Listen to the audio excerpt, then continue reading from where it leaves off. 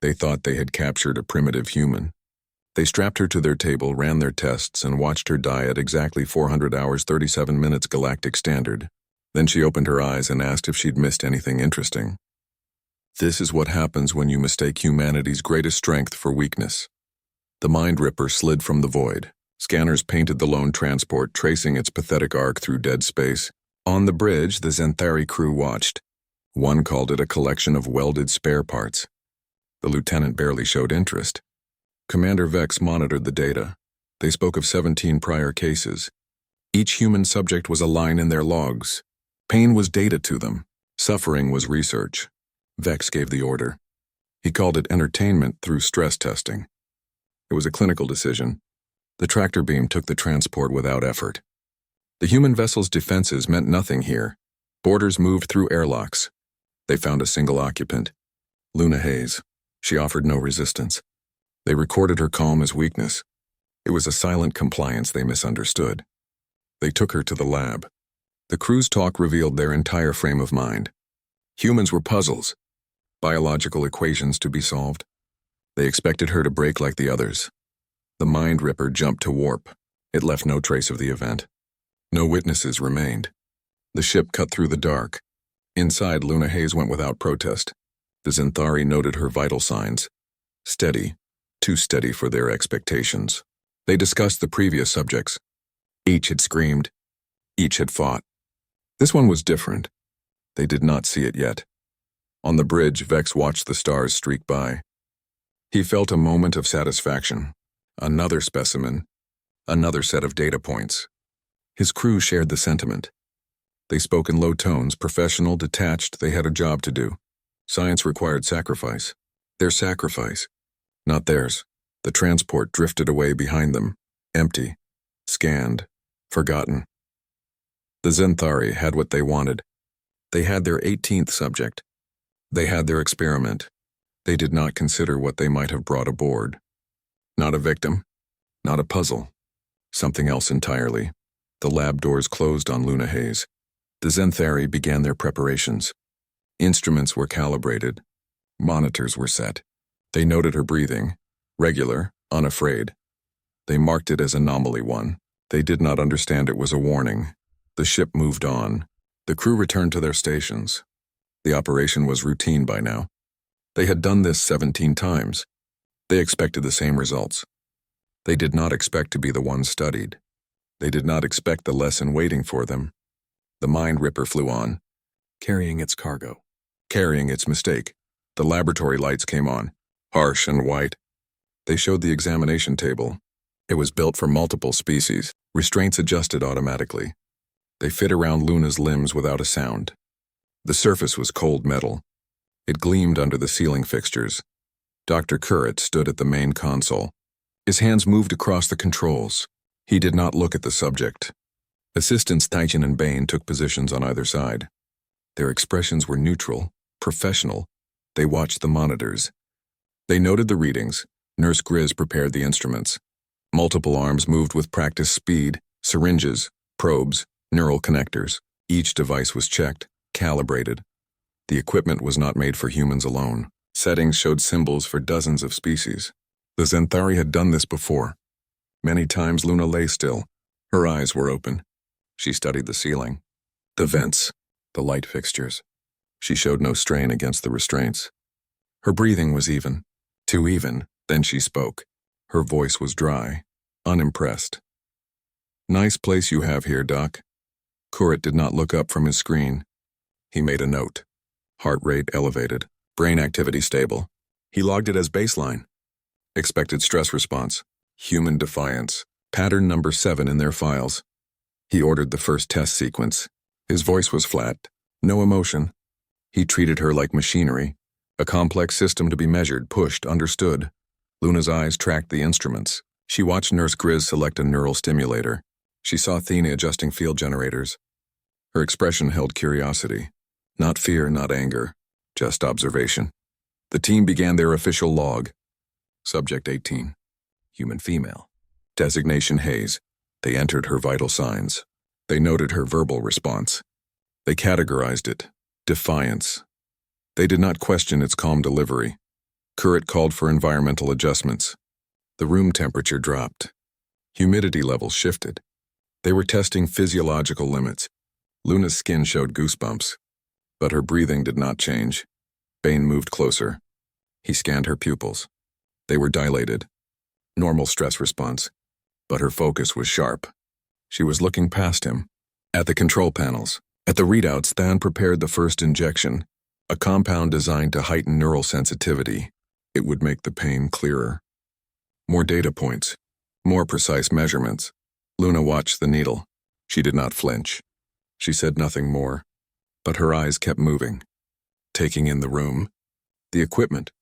The team Currit finally looked at her. He noted her awareness. He logged it as anomalous focus, possibly a coping mechanism.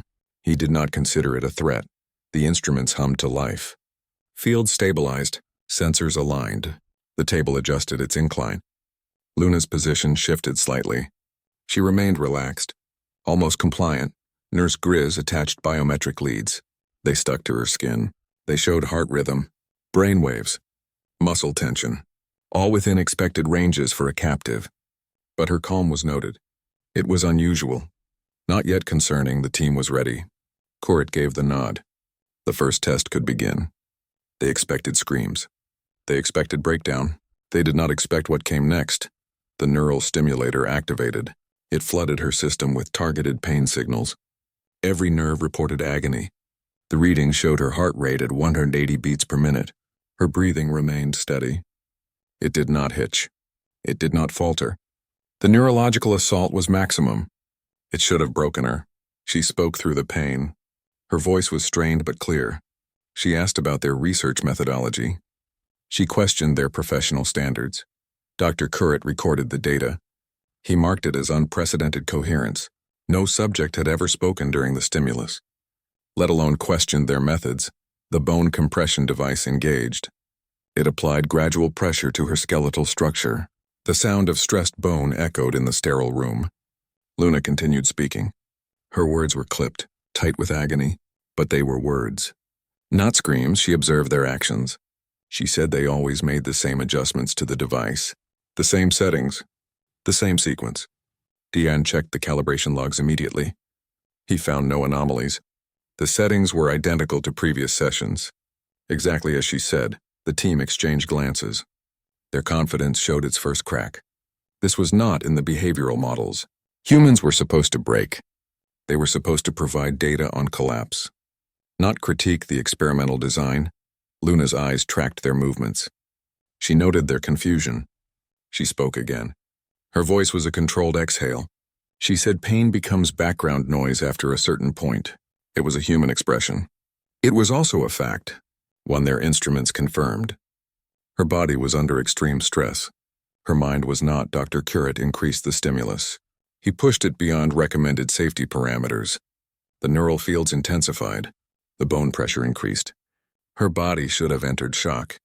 It did not. Her vitals held at their elevated but stable levels. She analyzed their techniques aloud. She said they were not learning from their experiments. They were repeating them. The same patterns. The same mistakes. Each statement was precise. Each observation hit its mark. The medical team's detachment wavered. They were scientists. They relied on predictability. They expected fear. They expected breakdown. They did not expect a running commentary on their work. They did not expect to be the ones under observation. Luna's resilience was a variable they had not accounted for.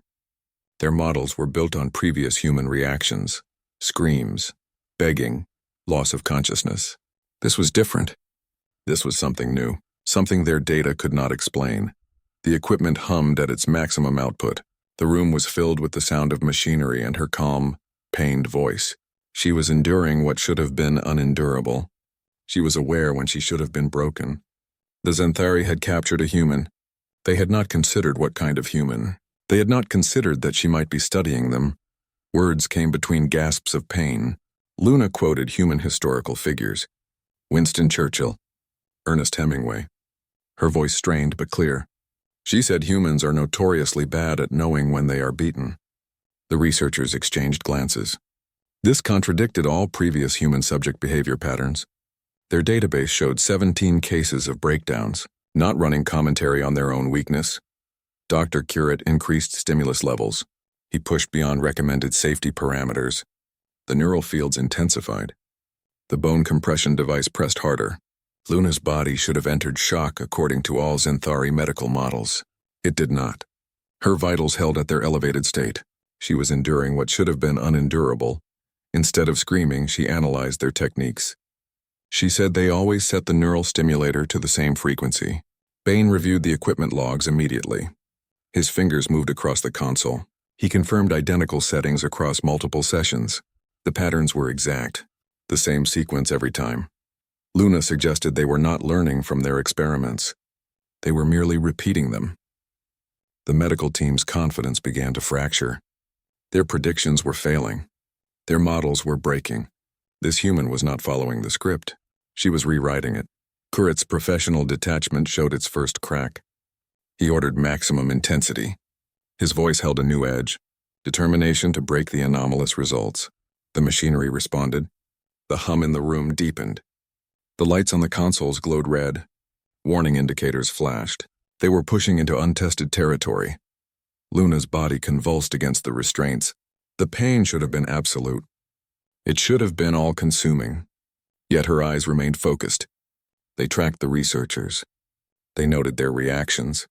She saw their confusion. She saw their growing concern. The team had encountered defiance before. They had cataloged rage. They had recorded despair. They had never encountered calm analysis under maximum torture. It was not in their behavioral models. It was not in their understanding of human limits. Nurse Grizz monitored the biological readouts.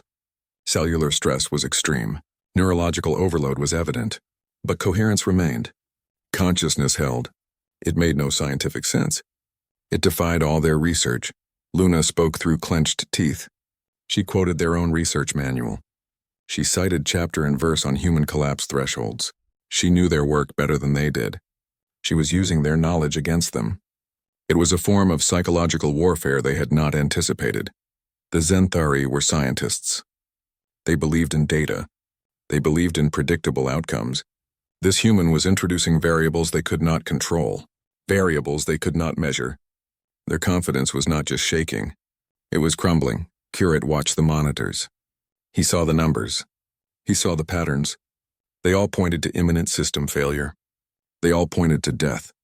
But the subject was still talking, still analyzing, still defiant.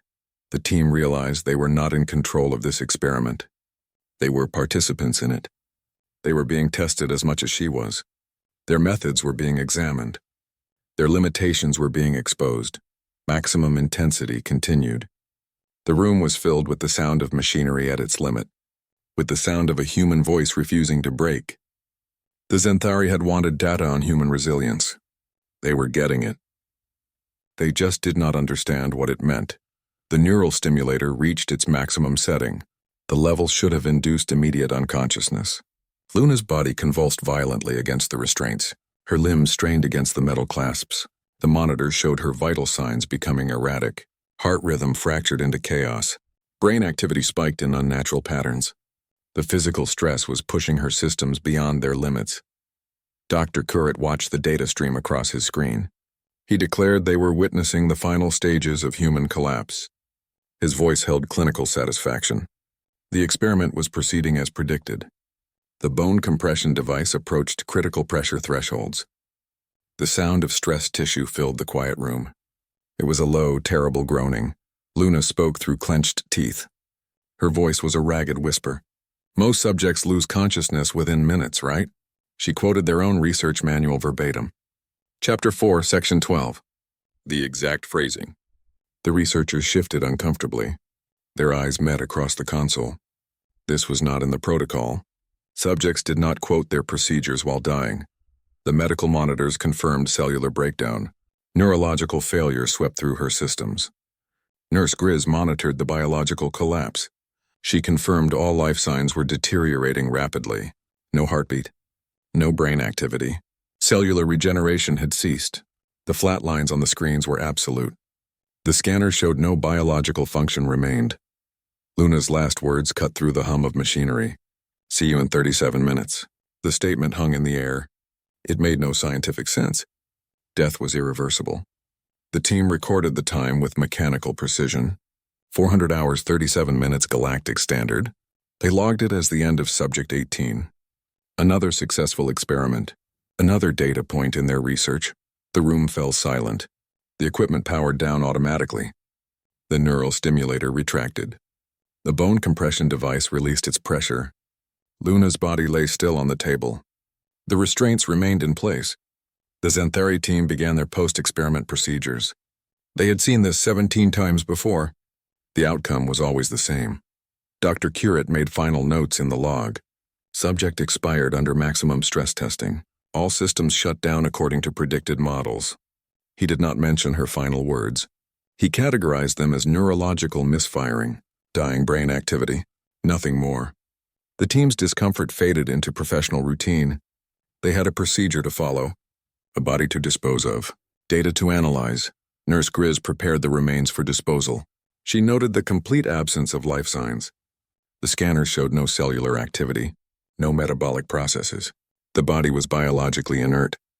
She began the sterilization protocol. The examination table needed to be ready for the next subject. Whenever that might be, the assistants checked the equipment calibration. They confirmed all systems had performed within parameters. The settings were identical to previous experiments. The same frequency on the neural stimulator, the same pressure sequence on the bone compressor. Luna had been right about their methods. They were repeating themselves. They did not see it as a problem. Consistency was good science. The laboratory returned to its sterile state. The lights remained bright. The air circulators hummed. The Xanthari team completed their tasks. They had successfully documented another human death. They had confirmed their understanding of biological limits. They had 37 minutes until disposal protocol required movement of the body. They did not consider her final words. They did not consider the possibility of a return. Silence settled over the laboratory. The medical scanners reported 0 life signs. Dr. Curate glanced at his team. A tight nod passed between them. The experiment was a success. He praised their excellent work. His voice held professional pride. They had documented human limits thoroughly. They began cataloging the data immediately. Physiological responses were logged with precision. Heart rate patterns, neurological spikes, cellular degradation. Each data point was recorded. They noted the complete absence of cellular regeneration. The body on the table showed no movement, no breath, no sign of life. Assistant Thene prepared the specimen for disposal. His hands moved with routine efficiency. He detached the monitoring equipment. He checked the incineration chamber status. The procedure was standard. The body was a biological specimen. Nothing more. Nurse Grizz completed the final medical report. The document summarized their findings. Time of death was confirmed. Cause of death was listed as multiple trauma resulting in complete organ failure. The report was thorough. It supported their initial assessment. Humanity had biological limitations. This experiment confirmed them. The team discussed publishing their findings. They spoke of the Xanthari Science Council. Their confidence was high. The data was clear. Humans broke under sufficient stress. Their physical forms had absolute limits. This knowledge was valuable. It would advance their research. Commander Vex was notified through the ship's comm system. The message was brief. Testing completed successfully. Subject deceased. The response from the bridge was acknowledgement. No further questions. The operation had gone as planned. The laboratory began post-experiment cleanup procedures. Surfaces were sterilized. Instruments were recalibrated. The air filtration system increased its cycle. The smell of antiseptic solution filled the room. The team worked with mechanical precision. They had done this many times before. 36 minutes passed. The body remained on the table. The scanners continued their silent vigil. No biological activity was detected. Core temperature dropped steadily. Cellular decay began its slow process. Everything was proceeding according to protocol. The researchers reviewed the data streams one final time. They compared the results to previous experiments. The patterns were consistent. Human subjects always died under maximum stress. Their bodies always failed. Their minds always shut down. This case was no different. They did not discuss the subject's final words. They did not consider the 37-minute mark. Their science had no room for such anomalies. Death was a finite state. It was not a temporary condition. Their understanding was complete. Their models were accurate. The disposal protocol required movement of the body at the 37-minute mark. Assistant Thien positioned the anti-grav gurney.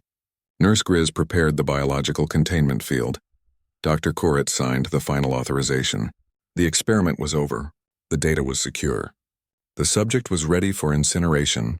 The laboratory was a model of efficiency. Every action was measured. Every procedure was followed.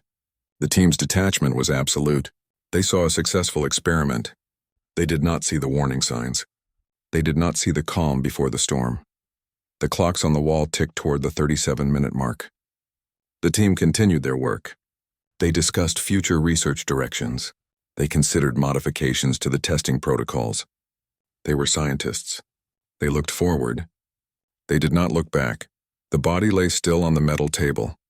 The restraints were still in place. The room was clean. The data was logged. The report was filed. Everything was in order. Everything was as it should be. The Xanthari had their confirmation. They had their success. They had no idea what was coming. The laboratory chronometer hit exactly 37 minutes. Luna's eyes opened. She looked at the ceiling first. Then she turned her head toward the medical team. Her first words were calm, almost bored. "Did I miss anything interesting?" The medical team froze. Their instruments still showed no heartbeat, no brain activity. The scanners reported biological zero. Yet she was looking at them. She was speaking. Dr. Koret stood motionless. His datapad slipped from his hand. It clattered on the floor. Luna sat up on the examination table. The restraints fell away. They did not unlock. They simply released. She stretched her arms. She rolled her shoulders. It was the movement of someone waking from a brief nap, not someone who had been dead for over half an hour. Dr. Koret found his voice. He ordered emergency scans. His words were sharp. Panic edged his tone. The medical scanner passed over Luna's body. It beeped cheerfully. The readings were perfect. Normal human vital signs, steady heart rate, regular brain waves, cellular regeneration within expected parameters. It was biologically impossible. Luna swung her legs over the side of the table. Her bare feet touched the cold floor. She did not shiver. She commented on the laboratory's temperature. A bit chilly for human comfort. She noted the lighting conditions. Harsh on the eyes. Her observations were casual, unconcerned. She looked at each member of the team. Her gaze lingered on their faces. She asked about their personal well-being. Her tone held unsettling familiarity. She spoke as if she knew them, not as subjects know their captors, as equals, as colleagues. Security teams were called. They arrived at the laboratory door. They saw Luna standing there, alive, healthy. They saw the medical team's shock. They saw the instruments showing life where there should be none. They hesitated. Their weapons remained lowered. Their training had not covered this. Luna smiled. It was not a threatening expression. It was knowing, confident. She said she believed they had some questions. She gestured toward the examination table, the place where she had died, the place where she had returned. The security chief stood in the doorway. He did not enter. He watched Luna move through the laboratory. She touched a console. Her fingers moved across the screen. She accessed systems without authorization. The security protocols did not stop her. Dr. Koret tried to regain control. He demanded answers. His voice shook. Luna turned to him. She acknowledged his confusion. She said his readings had been accurate. She had been dead. Now she was not. It was that simple. The team's scientific certainty shattered. Their models offered no explanation. Their data was useless. They faced something beyond their understanding, something their research had not prepared them for. Luna picked up a neural stimulator from the instrument tray.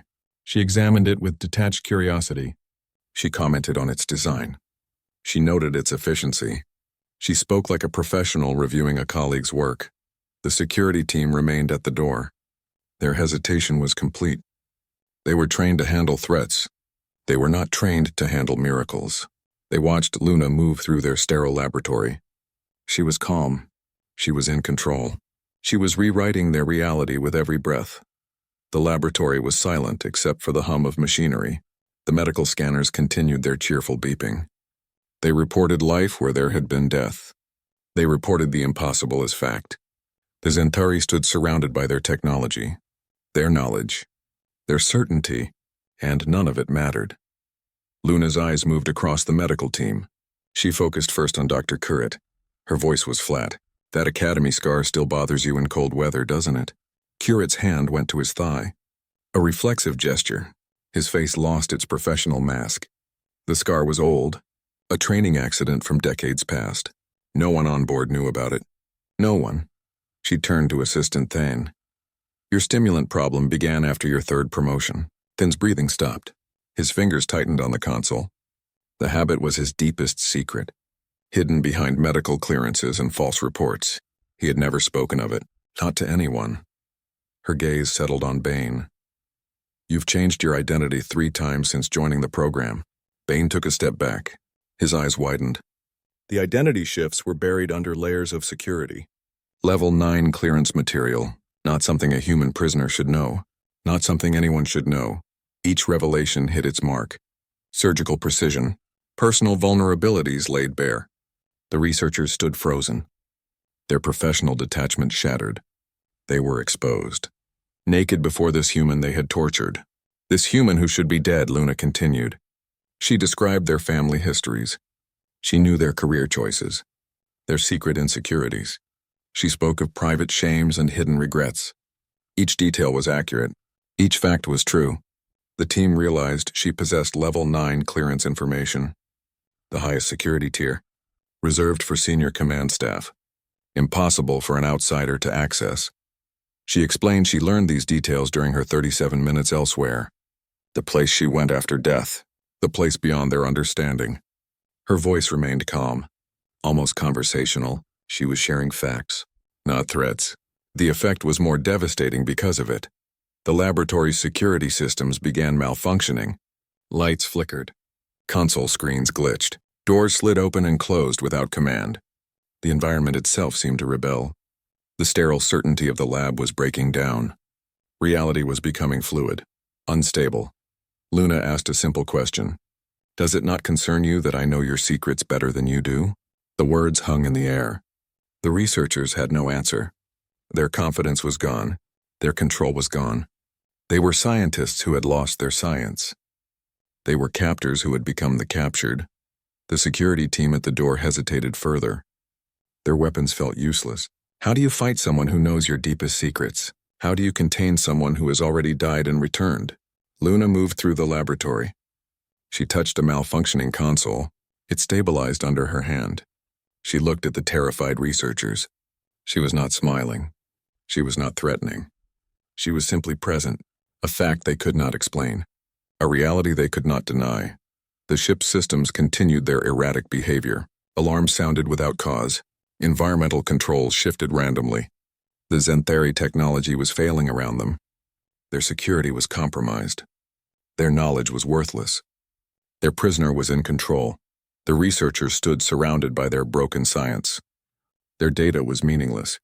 Their models were useless. They faced a human who knew everything about them. A human who had died on their table. A human who had come back with answers to questions they had not known to ask. The laboratory was no longer a place of research. It was a place of revelation. The Zentari were not the researchers anymore. They were the subjects. They were the ones being studied. They were the ones without answers. Luna stepped away from the examination table. Her bare feet made no sound on the cool floor. She looked at the frozen researchers. Her question was simple. Do you think you conducted 17 successful experiments? Dr. Currit opened his mouth. No sound came out. Luna continued before he could form words. Or did you conduct the same experiment 17 times? The words hung in the air, heavy, unavoidable. The team turned to their consoles. Their hands moved automatically. They called up the data from previous subjects. They compared the patterns, heart rate responses, neurological reactions, cellular degradation rates. The numbers were identical. The graphs overlaid perfectly. 17 human subjects, 17 identical datasets. Luna watched their realization dawn. She revealed the truth. Each human subject learned exactly what you intended to teach them.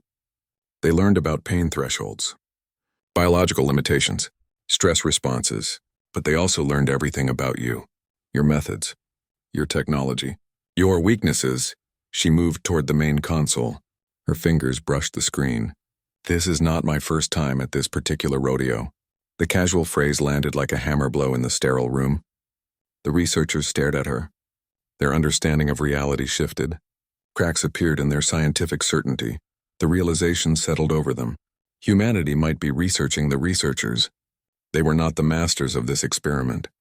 They were the subjects. Their methods were being tested. Their responses were being measured. Their limitations were being documented. Luna smiled. It was not a warm expression. You thought you were stress testing humans. We were stress testing you. The statement was calm, final. It explained everything. The strange compliance, the impossible endurance, the 37-minute return. It was all part of a larger test. A test they were failing. Throughout the ship, alarms had been blaring. Warning lights had been flashing. Systems had been malfunctioning. At that moment, they all stopped. The sudden silence was deafening. The laboratory lights stabilized. The consoles returned to normal operation. The air circulators hummed at their standard frequency. The security team at the door lowered their weapons completely. They looked at Luna with new understanding. They looked at the researchers with pity. The power dynamic had reversed completely. The captors were now the captured. The observers were now the observed. Dr. Curate looked at his hands. He thought of the 17 experiments. He thought of the identical data. He had believed he was advancing science. He had believed he was understanding alien biology. Instead, he had been participating in his own evaluation, his own stress test. Luna stood at the center of the laboratory. She was no longer a subject.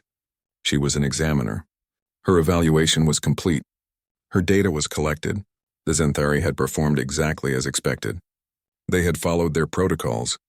They had repeated their mistakes. They had confirmed every hypothesis. The team's confidence was gone. Their professional pride was shattered. They had believed in their superiority. They had believed in their advanced science. Now they understood they were being measured against a standard they could not comprehend, a standard that included death as a learning tool. The silence in the laboratory was absolute. The researchers did not move. They did not speak. They faced the truth of their situation. They were not the masters of life and death. They were students in a classroom they had not known existed. Their teacher had died on their table. Their teacher had returned with their final grade. The laboratory door did not slide open. It disintegrated. There was no sound of metal stress or shearing bolts. One moment it was a solid barrier. The next it was gone. 17 humans stood in the opening. Their faces held identical knowing smiles. They moved into the room with a single purpose. One man in front spoke. His voice was light, almost cheerful. "Hello, boys, miss us?" The words hung in the sterile air. The Xanthari security team raised their weapons. They fired. Energy beams passed through the humans. There was no impact, no reaction. The beams continued through the walls beyond. The humans did not even blink. They walked through the laboratory space. Their movements were graceful, unnaturally fluid. They did not walk around equipment. They walked through it. A woman stepped through a solid console. Her form shimmered for a moment. Then she was on the other side. A man passed through a bulkhead. The metal offered no resistance. It was like watching ghosts. But these were not ghosts. They were solid, real. They accessed restricted systems without authentication. Their fingers moved across consoles. Screens lit up at their touch. Security protocols did not activate. One man modified the containment field. His hands moved with impossible speed. He rewrote the field parameters in seconds. It should have taken a trained engineer hours. He did it without looking. Without effort, the researchers watched. Their understanding of physics was breaking down. These were the previous 17 test subjects. Each had died on that table. Each had been disposed of according to protocol. Yet here they stood, alive, healthy, more than alive. They moved through solid matter. They controlled advanced technology. They were beyond biological limits. The security team fired again, useless. The energy weapons had no effect. The humans ignored them completely. They continued their work. One woman accessed the main research database. She downloaded everything, the entire history of the Zenthari experimentation program. She did it with a casual wave of her hand. Another man walked to the examination table. He placed his hand on it. The metal softened. It reshaped itself under his touch. It became something else. Something new. The researchers could only watch. Their science offered no explanation. Their technology offered no defense. The humans moved with perfect coordination. They did not speak to each other. They did not gesture. Yet they worked together like a single organism. One adjusted environmental controls. Another rerouted power from the bridge. A third began modifying the life support systems. They were not just invading the laboratory. They were remaking it. The Zenthari stood frozen. Their weapons were useless. Their security was useless. Their understanding of reality was useless.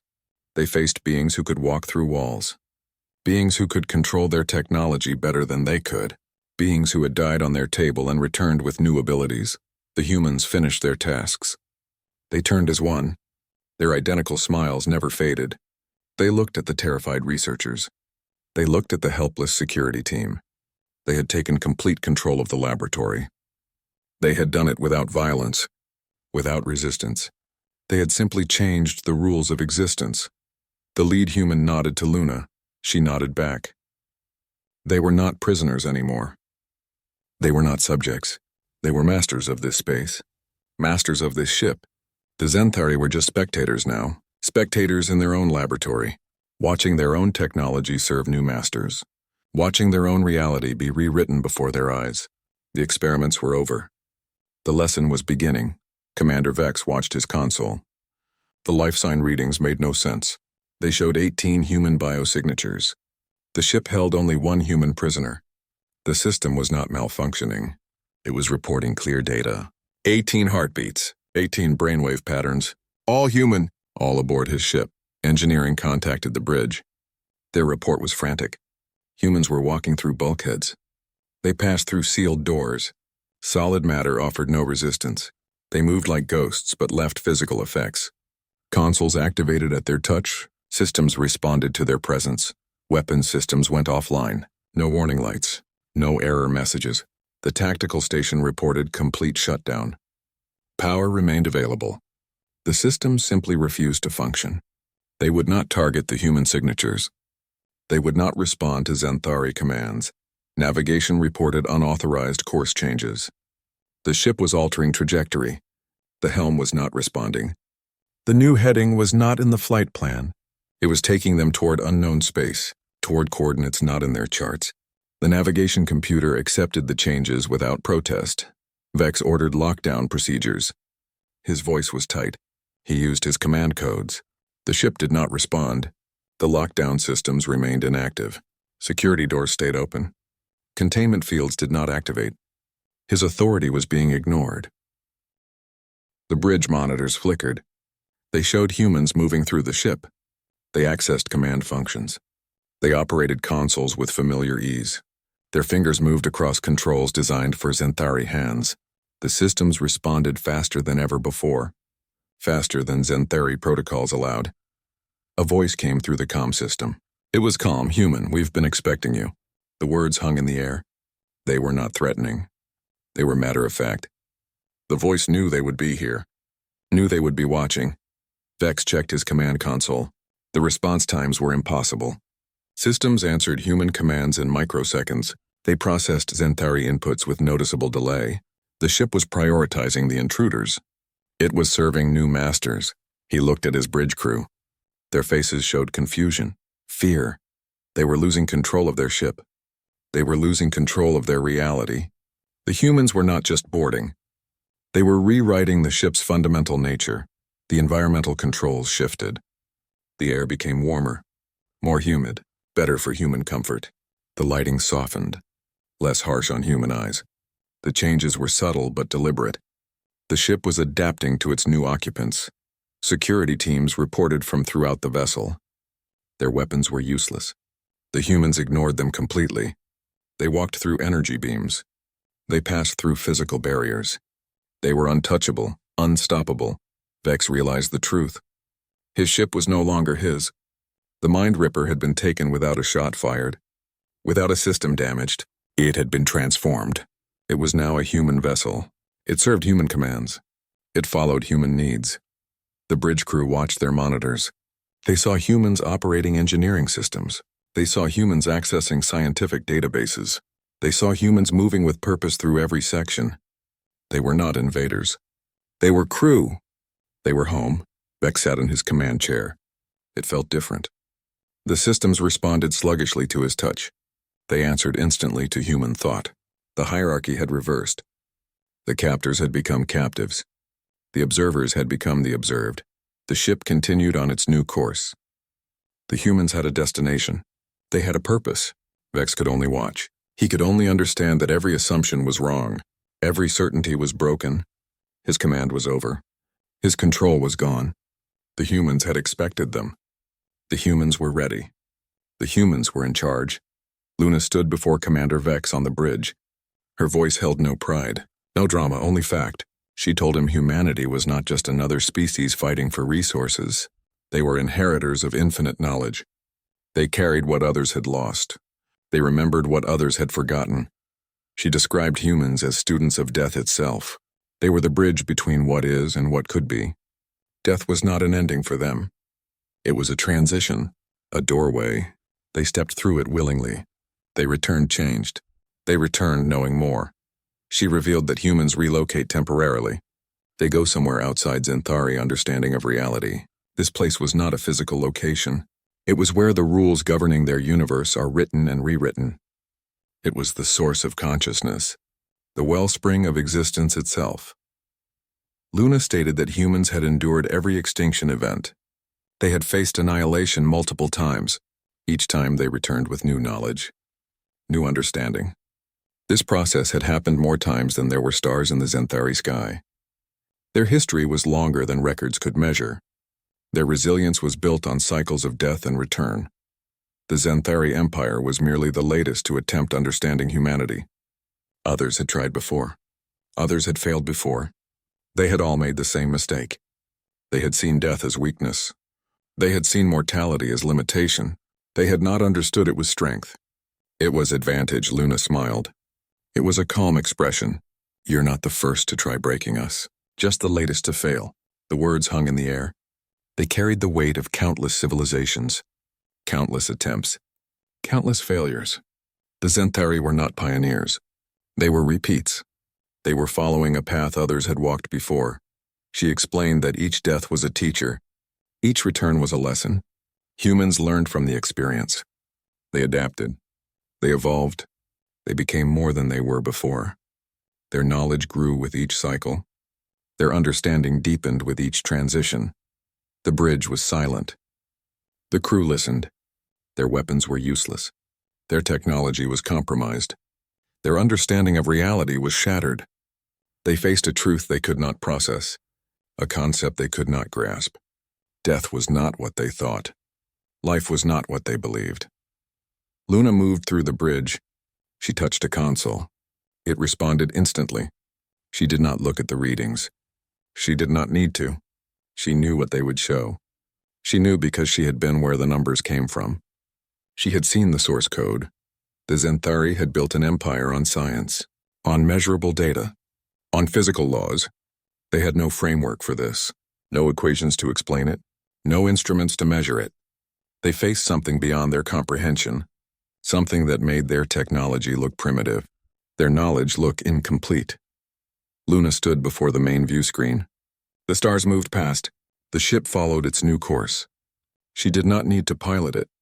She did not need to command it. The ship knew where to go. It responded to a deeper understanding, a deeper connection. The humans on the bridge moved with quiet purpose. They did not speak. They did not gesture. They simply were. Their presence changed everything.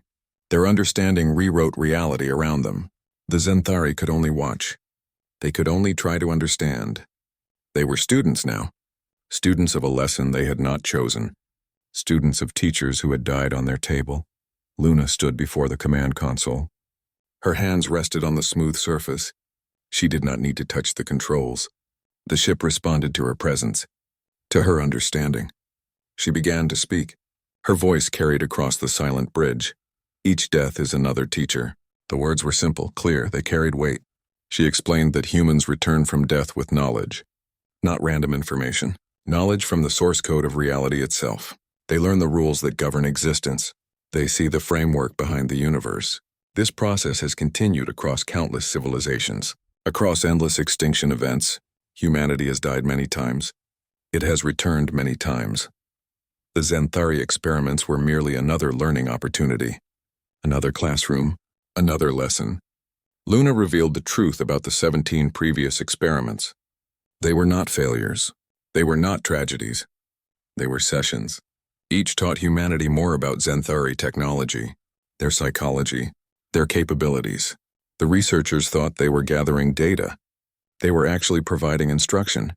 They were unknowingly teaching humanity how to defeat them. Every test, every procedure, every measurement, it all became part of the lesson plan. The Xanthari believed they were scientists. They were actually professors. Their subjects were paying attention. Their subjects were learning. Luna stated it plainly. A death is just another teacher. And we are excellent students. The words hung in the air. The bridge crew understood their meaning. They understood their position. They were not the masters here. They were the examined. They were the graded. The 18 humans demonstrated their mastery. They operated the ship's technology with efficiency that surpassed its creators. Their movements were precise. Their commands were instinctive. They did not need to study console layouts. They did not need to learn control sequences. They knew the systems better than the Xanthari themselves. One human adjusted the navigation computer. His fingers moved across the screen. He input coordinates not in the database. The ship accepted them without question. Another human accessed the engineering controls. She rerouted power with effortless gestures. The systems responded immediately. They operated with perfect synchronization. The Xanthari watched their own technology serve new masters. They saw their consoles light up under human touch. They saw their displays show information they could not access. The humans had learned everything from the experiments. They had learned everything from dying on the examination table. They had turned captivity into education. They had turned torture into training. Luna moved to the main view screen. The stars streamed past. The ship was moving toward unknown space, toward human space. She did not look at the controls. She did not need to. She understood the ship's systems completely. She understood them because she had died to learn them, because 17 others had died to learn them. The bridge was silent except for the hum of machinery. The Xanthari stood motionless. They had believed in their superiority. They had believed in their advanced technology. They now faced beings who had mastered death itself, beings who saw every end as a new beginning, every defeat as a lesson, every enemy as a teacher. The humans continued their work. They operated weapons systems. They adjusted environmental controls. They managed power distribution. They did it all with calm efficiency. They had been excellent students. They had learned their lessons well. The Xanthari had provided the education. The humans were now demonstrating their proficiency. The classroom session was over. The practical examination had begun. The humans set to work without discussion. Their hands moved across the consoles. They rewrote the ship's core programming. The changes were immediate. The containment fields shifted their allegiance. They responded only to human commands. The Xanthari watched their own security systems lock them out. Their access codes meant nothing. Their authority was void. Navigation systems accepted new coordinates. Human-specified destinations. The star charts updated automatically. The ship's course was no longer under Xanthari control. It followed human direction now. The helm responded to human thought faster than to Xanthari input. The vessel knew its new masters. Weapon systems recalibrated. Their targeting parameters changed. They identified Xanthari vessels as hostile. They recognized Xanthari installations as primary targets. The ship's offensive capabilities turned against their creators. The transformation was complete. Strategic dominance was absolute. Life support systems adapted. They prioritized human physiological needs. Oxygen levels increased. Temperature settings shifted to human comfort zones. Humidity controls adjusted for human biology. The Xanthari found the environment becoming less suitable for their own species. The ship was optimizing for its new crew. The vessel itself began operating differently. Doors opened before humans approached. They slid shut when Xanthari tried to pass. The mechanisms responded to human presence. They resisted Xanthari movement. The architecture itself had chosen sides. The corridors became friendly territory for one species, hostile ground for the other. Lighting throughout the ship changed. It softened to human visual preferences. The harsh white glare faded into warmer tones. The illumination levels adjusted automatically. Human eyes found perfect visibility. Xanthari vision struggled with the new settings. Every environment control served human needs first. Communication systems transformed. They translated perfectly into human languages. All channels defaulted to human linguistic protocols. Xanthari's speech required manual override to be understood. The ship's voice became human. Its responses came in human terms. Its warnings used human idioms.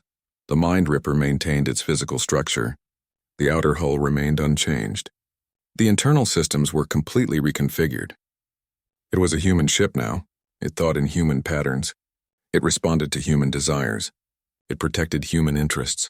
The original construction was just a shell. The essence had been rewritten. Commander Vex watched his bridge become alien territory. The consoles he had commanded for years now answered to others. The systems he understood now operated on new principles. His ship had been taken without a single shot fired. It had been transformed through understanding, through knowledge gained from death itself.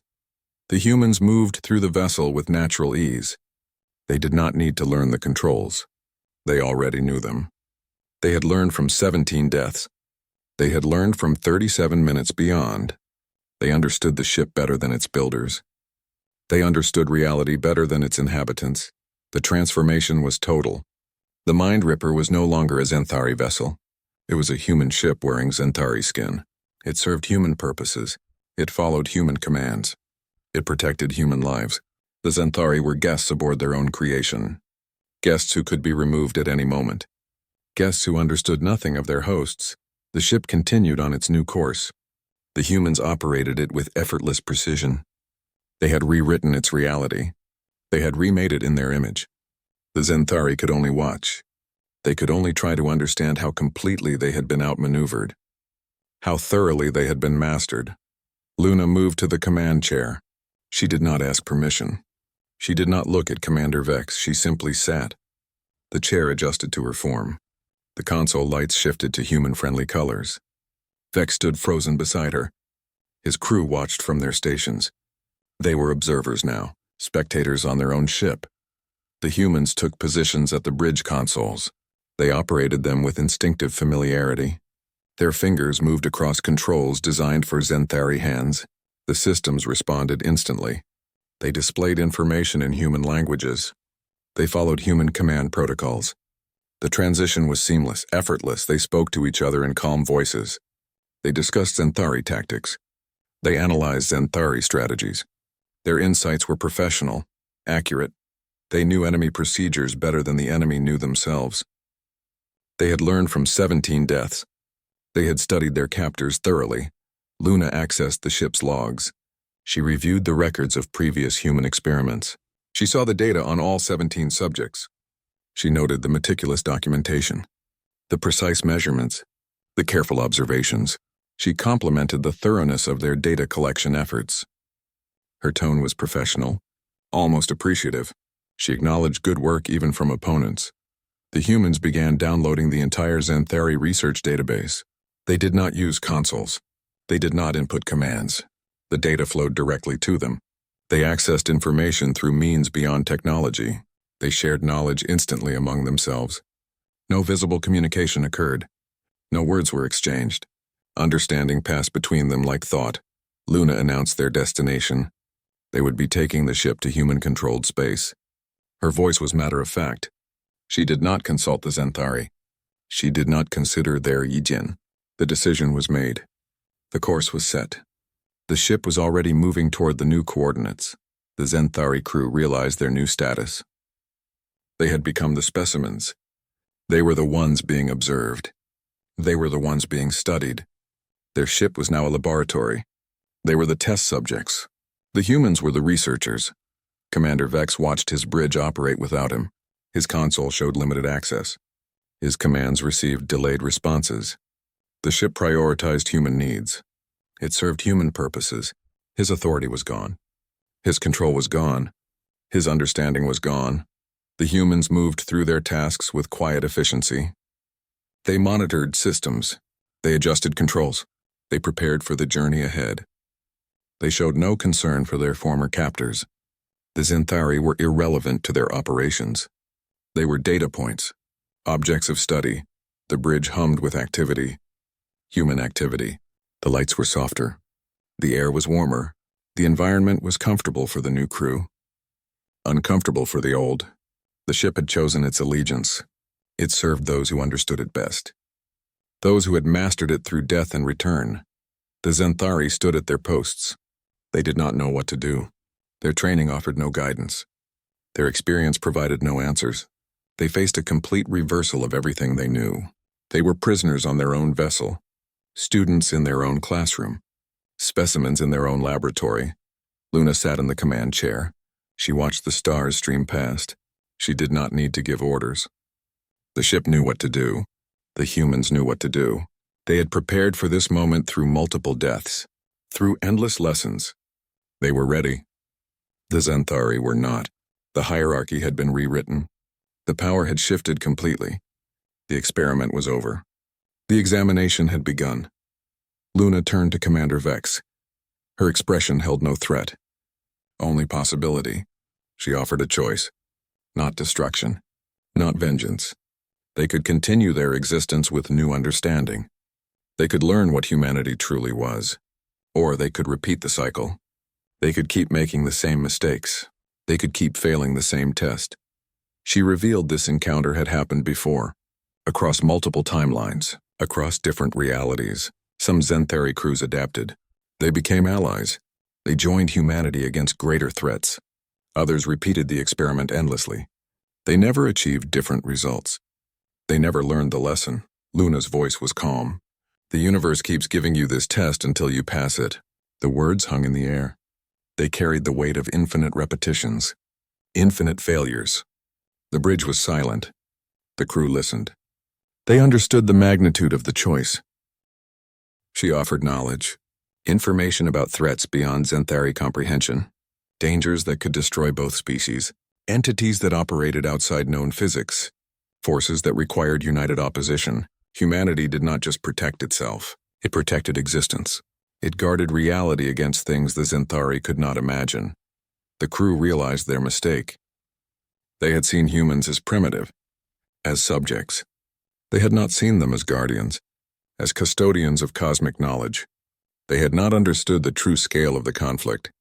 They had been playing games while humanity fought wars they could not see.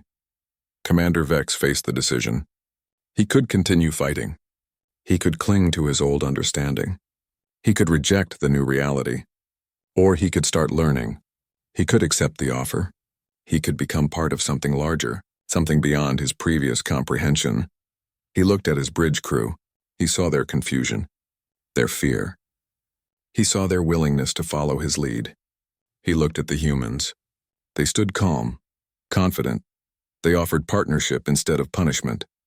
They offered knowledge instead of revenge. The choice was clear. The path was obvious. The universe had given them a test. They could pass it or fail it. They could evolve or repeat. They could join the Guardians or remain the threatened. Luna waited. She did not pressure. She did not threaten. She simply presented the options. She represented a species that had died countless times to gain this knowledge, a species that offered that knowledge freely, a species that saw potential allies where others saw enemies. The Xanthari had built an empire on control, on domination. They now faced a power that operated on understanding, on acceptance. They faced a force that could not be controlled, could not be dominated, could only be joined. Vex understood the stakes. His decision would determine their future. It would set their course. It would define their species. They could become partners in cosmic defense, or they could remain prisoners of their own limitations. The humans watched. They had been through this before. They knew how it could end. They knew the possibilities. They had seen both outcomes. They preferred alliance, but they accepted either result. The test would be given again if necessary. Vex took a step forward. He looked at Luna. He looked at the transformed bridge. He looked at his crew. The decision was his alone. The responsibility was absolute. The moment had arrived. The lesson was waiting. Commander Vex looked at Luna. He looked at his bridge crew. He looked at the humans operating his ship. The choice was clear. He spoke the order. Stand down. Cooperate with them. His voice held no hesitation. It carried the weight of command. The crew obeyed immediately. They lowered their weapons. They stepped away from their consoles. They accepted the new reality. The ship's systems responded instantly. The consoles became more responsive to Xanthari input. The delay in command execution lessened. The environment controls stabilized at comfortable levels for both species. The vessel acknowledged its dual crew. It served both masters now. It recognized the new hierarchy. Luna began sharing information. Her voice was calm, instructional. She explained the true nature of reality. She described layers of existence beyond physical perception. She spoke of consciousness as a fundamental force, not a byproduct of biology, a primary component of the universe. She detailed humanity's role. They were custodians of cosmic knowledge, guardians of understanding. They preserved what others had forgotten. They remembered what others had lost. They protected reality from things that would unravel it, things that operated outside normal physics, things the Xanthari had never imagined. The researchers became students. They accessed information consoles. They saw data about civilizations that had attempted what they did, species that had tried to break humanity, species that had failed. Each encounter was documented. Each failure was analyzed. Each added to humanity's understanding of the universe. Vex realized the opportunity. His species had been given a rare chance. They could learn from others' mistakes. They could avoid the endless repetition. They could join something larger than themselves. They could become partners in cosmic defense. They could help protect existence itself. The ship set a new course. The coordinates were unfamiliar. A meeting point between civilizations. A place where species could gather. Where knowledge could be shared. Where alliances could be formed. The navigation computer accepted the destination without question. The engines adjusted their output. The vessel moved toward the rendezvous point. The humans continued their work. They operated the ship with effortless precision. They shared information with the Xanthari crew. They answered questions. They demonstrated techniques. They showed how to access systems they had modified. They were teachers now. Instructors rather than invaders. The Xanthari watched their screens. They saw the data on previous civilizations. They saw the patterns of failure. They saw the opportunities missed. They understood their own narrow escape. They had almost become another data point, another failed experiment. Instead, they were becoming participants. They were joining the Guardians. The bridge atmosphere changed. The tension eased. The fear faded. The crew began asking questions. They sought understanding. They wanted to learn. They saw the humans not as enemies, not as monsters, as mentors, as guides to a larger universe. Vex stood beside his command chair. He did not try to reclaim it. He understood his new position. He was a student commander, a leader learning to lead in a new reality. His ship was still his ship, but its purpose had changed. Its mission had expanded. Its crew had grown. The stars streamed past the view screen. The ship moved toward its destination, toward understanding, toward alliance, toward a future neither species had imagined hours before. The experiment was over. The education had begun. The lesson was proceeding. The students were learning. The teachers were patient. The universe was waiting. The Mind Ripper dropped out of warp at coordinates unknown to Xanthari charts. The navigation console showed empty space where star systems should be. Then the human fleet appeared. Not one design. Not one era. Vessels from countless periods hung in the void. Some looked ancient, patched together with primitive alloys. Others shimmered with technology beyond Xanthari understanding. They floated in formation, a museum of human history written in steel and light. Luna stood beside Commander Vex. Her voice was matter-of-fact. This is humanity's true fleet. gathered across time and space. The words hung in the air. The bridge crew watched the screens. They saw humans moving between ships. They operated across multiple dimensions. Their forms flickered as they stepped through reality itself. They witnessed the transportation method. A human would vanish from one ship. They would appear on another. There was no beam, no portal. Just absence and presence, death and return. Luna explained the capability developed through countless cycles. Extinction and rebirth. Each death taught them more. Each return added to their understanding. They learned to move through reality like reading a map. Humanity offered alliance. Luna spoke of threats that would destroy both species, entities that operated outside physics, forces that consumed reality itself. The Xanthari had never imagined such dangers. They had been fighting over resources while humanity fought for existence. Commander Vex understood. This was the real experiment all along. The torture, the death, the return, it was all testing their readiness. Their ability to learn, their capacity to accept new truths. The Xanthari had been examined and found worthy. Barely. The Mind Ripper received new identification codes, human codes. The ship's systems accepted them. The vessel shifted its allegiance completely. It became the first Xanthari ship in a human-led armada. The transformation was absolute. The hierarchy was established. The human fleet moved around them. Ships from different centuries operated in perfect harmony. They shared information instantly. They coordinated without communication. The Xanthari watched their technology integrate with ancient human vessels. Their advanced systems worked alongside primitive designs. The combination was seamless, effortless. Luna pointed to a ship that looked like it belonged in a museum. She said it had been lost at sea 3,000 years ago. Its crew had died and returned. They had brought their vessel with them. They had joined the fleet. History was not linear for humanity. It was a resource, a tool, a living thing. The Xanthari crew accessed the new data streams. They saw the scale of the threats, entities that could unmake stars, forces that could erase time. They understood why humanity had developed such capabilities, why death was just a doorway, why return was just coming home. The Mind Ripper took its place in the formation. It floated beside a wooden sailing ship and a vessel of pure energy. The contrast was staggering. The implication was clear. Humanity transcended technology. They operated on principles the Xanthari could not comprehend. They had turned their greatest weakness into their ultimate strength. The armada moved out. It traveled without visible propulsion. The stars blurred around them. The Xanthari watched their new allies. They saw the true nature of the universe. They saw the real war being fought. They had been playing games while humanity fought for reality itself. Now they were part of that fight. Now they had a chance to matter. Now they understood the lesson. The universe keeps testing until you learn. They had finally learned. The universe is a stern instructor. It presents the same tests repeatedly until species learn their lessons. Humanity faced the ultimate examination, their own mortality, and transformed it into strength. Where others saw an end, humans found a doorway. Some truths demand the highest price for understanding. Those willing to pay gain knowledge beyond limits. Remember this lesson in resilience when facing the unknown. The story continues wherever life confronts what it cannot comprehend. It writes itself in the spaces between what we fear and what we become.